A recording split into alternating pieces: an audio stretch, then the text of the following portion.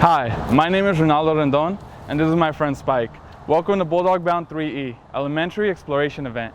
Today we are going to be participating in a workshop that highlights one of the programs that you can study when you're a student here at Allen Hancock College. We are going to spend 20 minutes learning from one of our professors about what they teach and doing some cool activities. Remember, the Bulldog Bound is a part of the Hancock Promise program. If you graduate from one of the high schools within the Allen Hancock Community College District, you will be eligible for the first year free at Allen Hancock College. So say it with me, first year free at AHC. All right, now let's head off to our first workshop.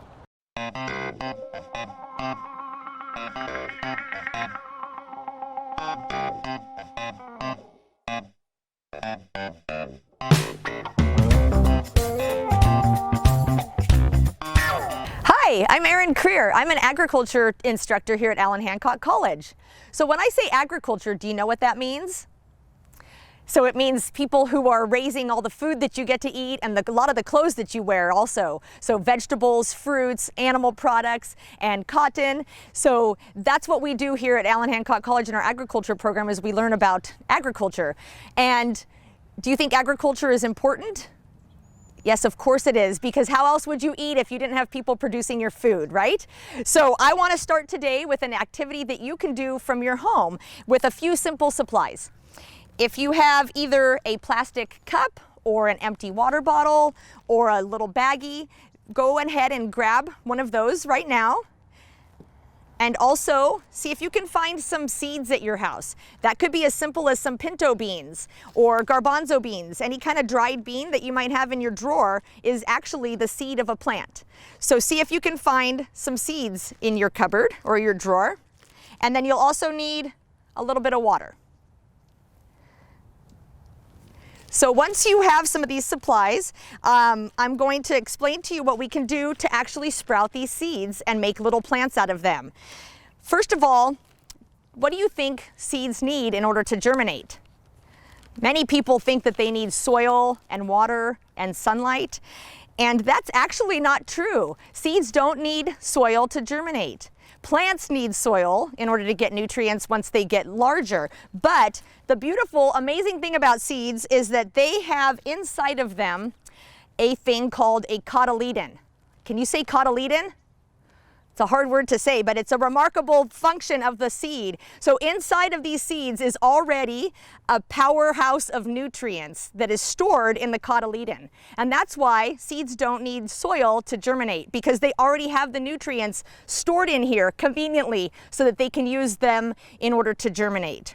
So when I say nutrients, do you know what kind of nutrients a seed actually needs to germinate? Not necessarily all of the things that come from the soil. They actually need sugar. So sugar is the energy that is stored in here that the plant will use when it starts to grow. So I have an example here of a cotyledon. When a seed first germinates, this part that you see is actually not a leaf. It's not a true leaf. It's called the cotyledon. And that is the place where all of the sugar that is stored in the seed is housed inside of the cotyledon.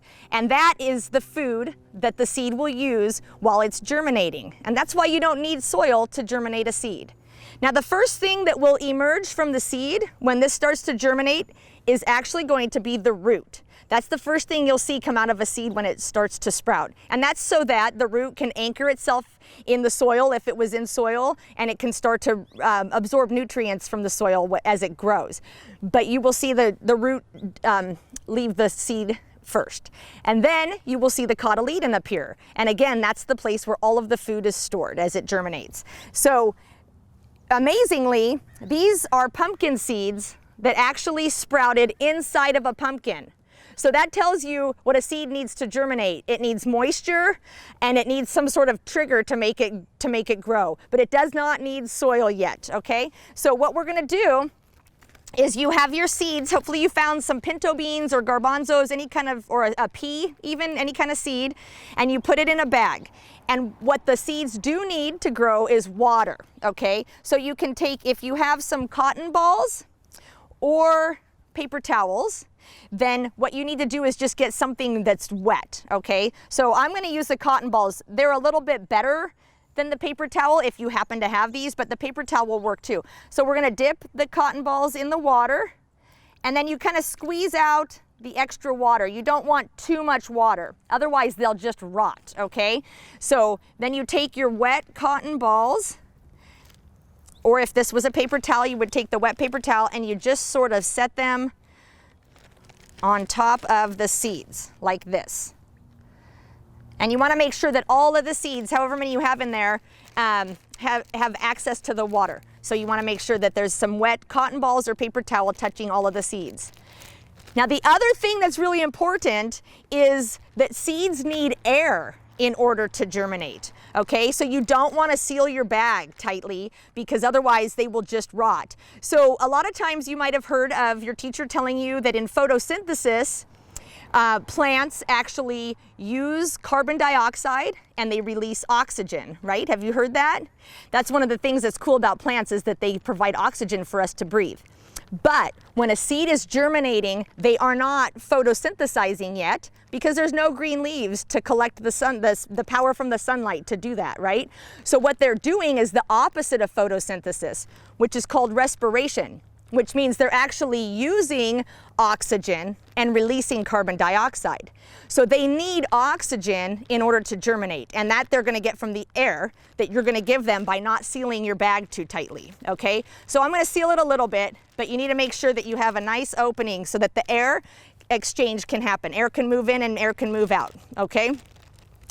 It oftentimes helps a seed to germinate if it's exposed to warmth and a little bit of sunlight. So if you have a window where you want to tape this, that would be ideal. Or if you have a windowsill, you can set it in. If you don't have a nice sunny window, you could even put it in the kitchen where it might be warm next to your stove. That will help the seeds to germinate. So once they sprout, remember, you'll first see a little tiny root come out, and the next thing will be the cotyledon.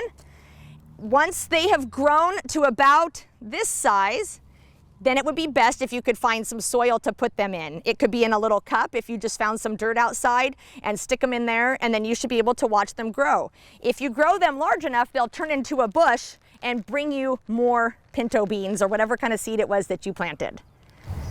So the next thing we're going to do at our Wag the Ag Center is a game called Commodity Linkum. Do you know what a commodity is? Have you ever heard that word? Can you say commodity? So a commodity is actually something that comes directly from a field or from a ranch. So it's a raw thing that comes off of the farm. So that could be what? What do you think? That could be like a tomato, that could be lettuce, that could be eggs, okay? So those are commodities, things that come straight off of a farm or out of a ranch. The other word I want you to think of is the word product. I'm sure you've heard that word before. Do you know what the difference between a product and a commodity is?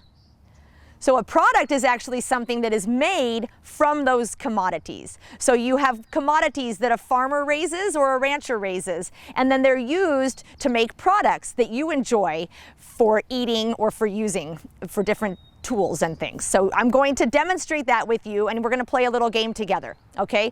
So first I'm going to show you a commodity. These are things that are on the table that came straight off of a farm or a ranch. And I'm going to show you what they are. And then your part is that you have to go in your home, in your kitchen, or somewhere in your house and see if you can find something that you think was made from this commodity. Can you find a product that was made from this commodity? Okay, so we're going to start here with this commodity. There's a lot of this grown in the Midwest, not as much over here in California. Do you know what this is? So this is wheat.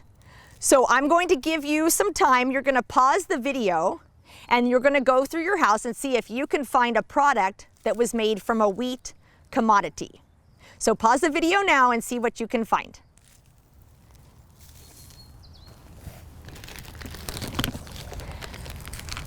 Were you able to find anything?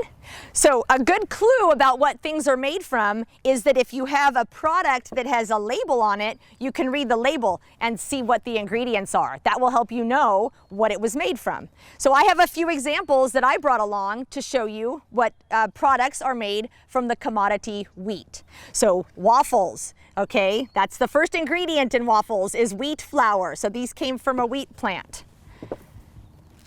Also bread. Do you like sandwiches? Yes, everybody likes a sandwich, right? So the sandwich is made from the bread that is from the wheat also.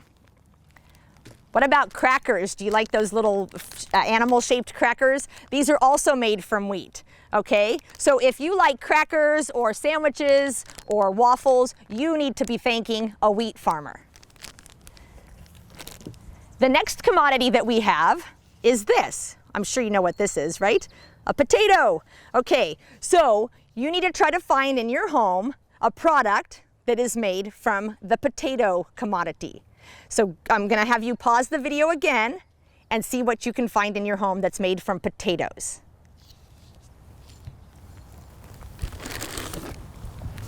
Were you able to find something?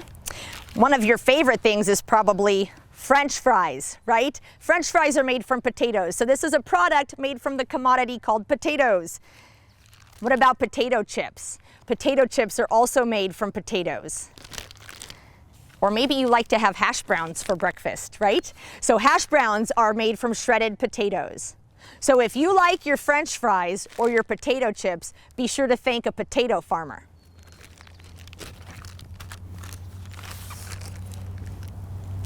Our next commodity is this. This is corn, as you know, right? So there are a lot of things that you might not realize are made from corn. So I want you to take a minute and go look in your cupboards, in your house, and see if you can find some things that are made from corn.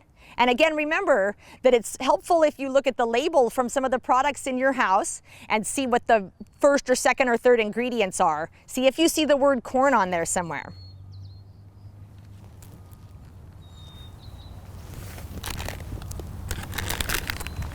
So here is something that you probably know is made from corn, right? A corn tortilla. This is one of the products that's made from corn. So if you like tacos, right, you're familiar with the corn tortilla. What you might not realize is that licorice and many of the candies that you like are also made from corn. If you look at the label, the first ingredient in licorice is corn syrup. Okay, so that's the majority of the commodity that goes into this delightful treat is from corn. What about syrup that you like to put on your pancakes or your waffles? So this type of syrup is also made from corn syrup. So this is made from corn. So if you like licorice or candies or syrup or tacos, you need to be thanking a corn farmer. Our next commodity is this. You know that this is a cow, but do you know what kind of cow this is? So this is actually a dairy cow, and we can tell because we know it's a female who produces milk because you can see her udder is full of milk. So this is a dairy cow, so she produces milk. So the commodity here is really the milk.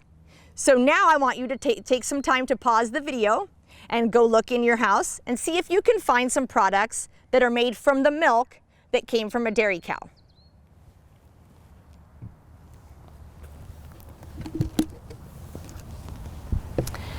Okay, were you able to find something? Maybe some yogurt? The yogurt is made thanks to the milk from the dairy cow. Or one of everybody's favorite things, right? Ice cream. So if you like ice cream or yogurt or cheese, you need to be thanking a dairy farmer. And did you want to know something interesting? Do you know the state that is the #1 dairy producing state in the whole country? It's California. So right here in our very state, we are the #1 dairy producing state. So you can thank California dairy farmers for the wonderful treats that you enjoy from the dairy products. Our next commodity is this. A lot of this is grown in the Central Valley of California. And do you know what this is? This isn't something we eat, but it's something that we use a lot of. This is cotton. So cotton is the commodity, and I want you to pause the video again. Run through your house and see if you can find something in your home that's made from cotton.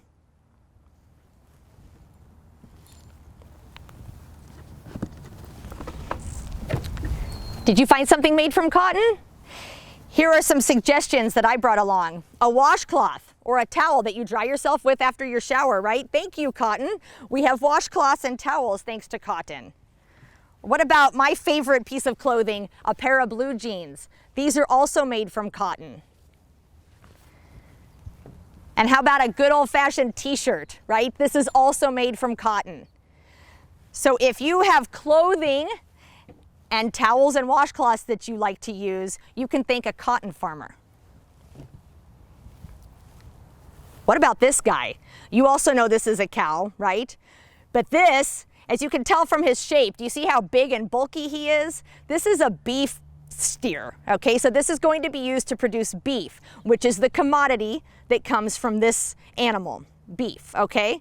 There are also other parts in him that are used for other products as well. So I want you to pause the video again, go through your house and see if you can find something that's made from a beef steer.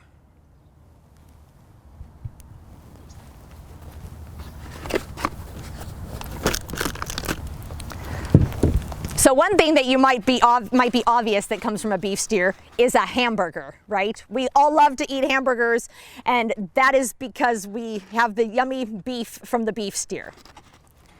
What you might not be so familiar with is that the shoe that I have in my hand, the tennis shoe, this is made out of leather, and the leather comes from the skin of the beef steer. Do you like to play baseball? If you have a baseball glove or a softball glove, this is made from leather, which also came from the skin of a beef steer. So if you enjoy your burgers and you like to wear nice leather shoes or play ball, you can thank a beef rancher.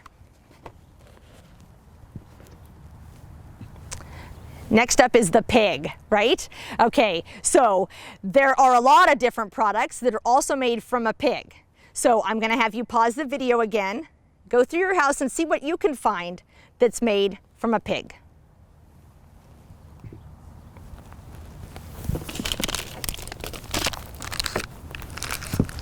So this is pepperoni. Do you like pepperoni pizza? Pepperoni is made from pork, which is the product that came from the commodity from the pig, right? So pepperoni, sausages, a lot of good meat products, bacon. Oh my gosh, everybody likes bacon, right? Those all come from a pig. What you might not realize is that Jell-O is made from gelatin. And the gelatin that's in the Jell-O came from the bones of pigs. Sometimes it also comes from the bones of cattle, but oftentimes it comes from the bones of pigs. And the gelatin is actually a substance that's really good for your own bones. So the Jell-O is also a product that is made thanks to the pork, the pig. And then something else that you might not be familiar with is this paintbrush.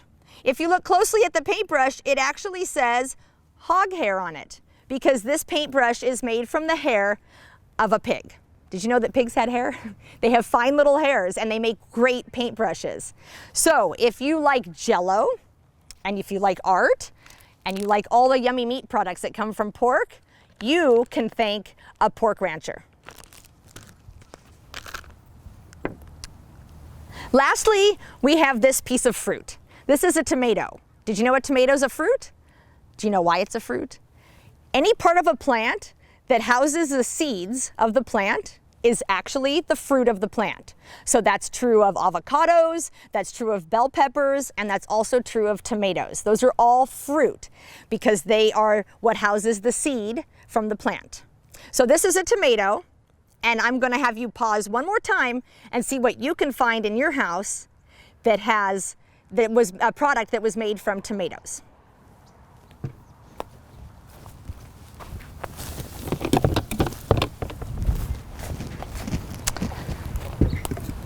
Did you have some luck? So the examples that I brought with me are ketchup. Don't you love ketchup on your hamburgers and on your hot dogs? My husband even likes to put them on the potatoes. So this is ketchup. This came from the tomato. Do you like salsa on your tacos with your corn tortilla? The salsa is coming from the tomato as well. What about this? Do you like spaghetti? The spaghetti sauce is made from tomatoes. You probably have one or more of these things in your house that you enjoy frequently. So if you like your salsa and your spaghetti sauce and your ketchup, you can thank a tomato farmer. I want to thank you so much for joining me for Wag the Ag at Allen Hancock College today. I hope that you've had a lot of fun learning a little bit more about agriculture, and I want to make sure that you know that you can have a lot of career choices in agriculture if this is something that interests you. You could be a vegetable farmer, you could raise chickens, you could work on tractors.